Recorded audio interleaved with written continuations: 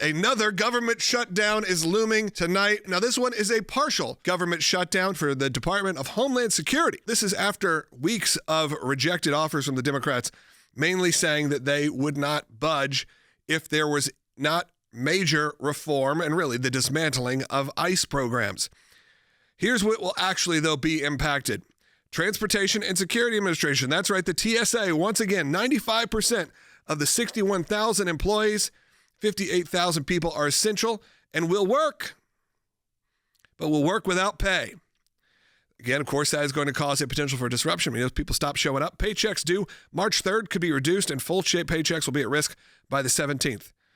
Here's another big one. When we're dealing with what's going on in our border security, because this is the only armed force branch under the Department of Homeland Security, that would be the U.S. Coast Guard. I don't know, something I think that we would love to continue funding. All 56,000 active duty reserve and civilian personnel will go without pay. That is kind of terrifying, to be honest, if we're talking about where our vulnerabilities are. I mean, this is essentially our military. Again, they are essential, but they will go without pay. And what does that look like? We know the ramifications of that. Here's another one. Let's say there's another big storm. We just had this here in Nashville, Tennessee. We had a big ice storm and even now you drive around, it may be 60 degrees outside, but it looks like a tornado went through the entire city. Well, guess what? FEMA, the Federal Emergency Management Agency, will go to reduced operations, will be defunded quite a bit.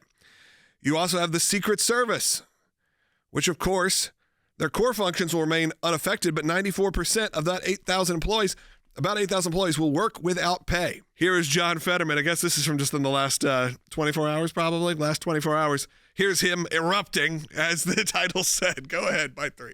Hi, as a committed Democrat, I want the same changes that every other Democrat wants to make on ICE.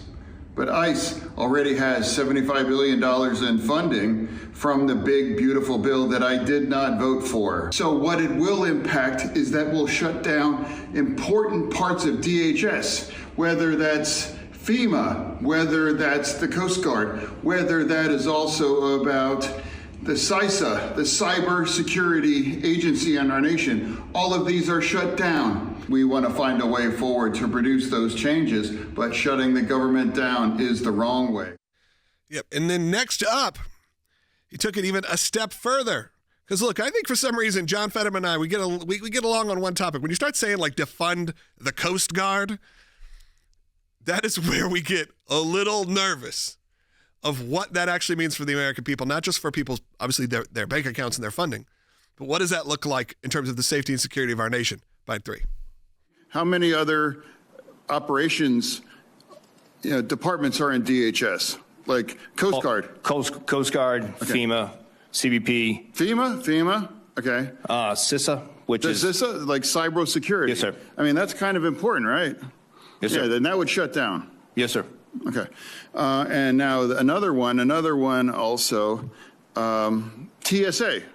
TSA is under DHS. That's another one. Okay. So if someone votes to shut the DHS down, they are not having any meaningful functional impact on ICE because they have unlimited money effectively for right now, right? Yes, sir.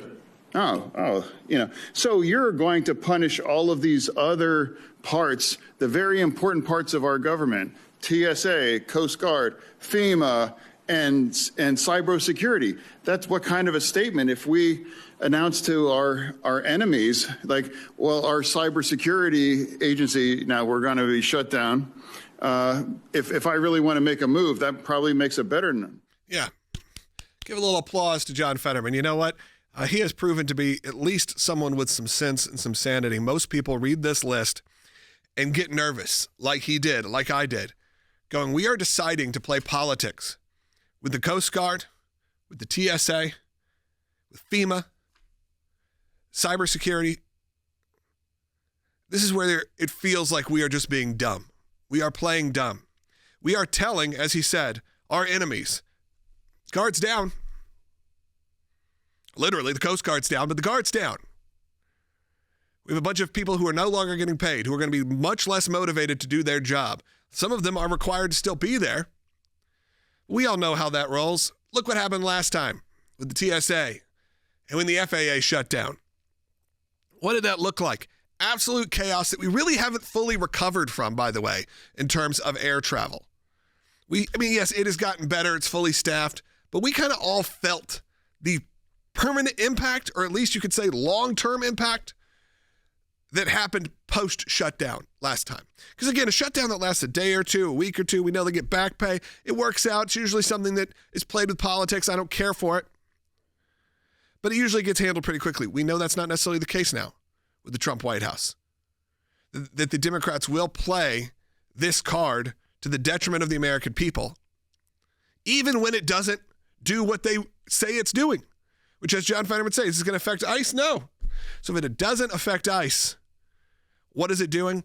It's just trying to drum up pain that will then get votes in the midterms or long-term in the presidency, because that's all it's about. It's about keeping your own job and getting more people in the office that you like, that are part of your party and part of your team, and that's all it is. It's so they continue to get paid. So you're going to hear the spin that comes out of Washington, D.C., but remember exactly what it is, which is spin to all of a sudden hurt the American people to start pushing forward the potential midterm elections in just a few months. And I hate to be that person that feels all doom and gloom, but I've seen behind the curtain too many times in Washington, D.C. to pretend it's not how it works, and that it's all about votes, and it's all about getting people riled up right before an election to secure their own jobs. We've even heard the sources are saying the proposal, again, of all of this, because Democrat leaders said this week they were underwhelmed by any of the counter proposals that came from the White House to their demands on ICE reforms. But look what's going on in Minnesota.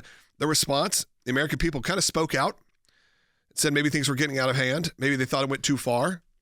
And look, they switched up the leadership. You brought in Tom Homan. He was essentially said, yeah, maybe it is going a little too far. Mixed some things up, wrapped up one of the operations there, and seems to have done a pretty good job of calming it down. There's also sources that say the proposal is being panned internally by Democrats as insufficient. This is just part of what's going on. And again, it's hard to predict when a shutdown may end. Typically, I would have told you a couple days, maybe a week. But after the last one, which went historically long, I think all bets are off. What do you think about this? We told you this was coming. You know, when the original shutdown was solved, we said, you know what, in a few months, we're going to be talking about this again. Just watch. And here we are. And again, who's being defunded this time? FEMA, the Coast Guard, the TSA, the Secret Service.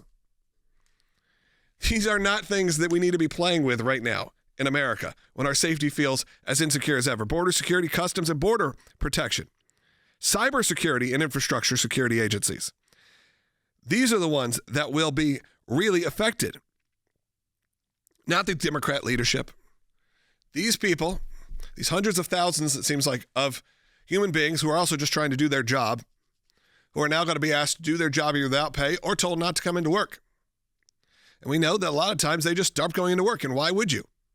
When you feel like your job, your livelihood is a pawn in a political swamp.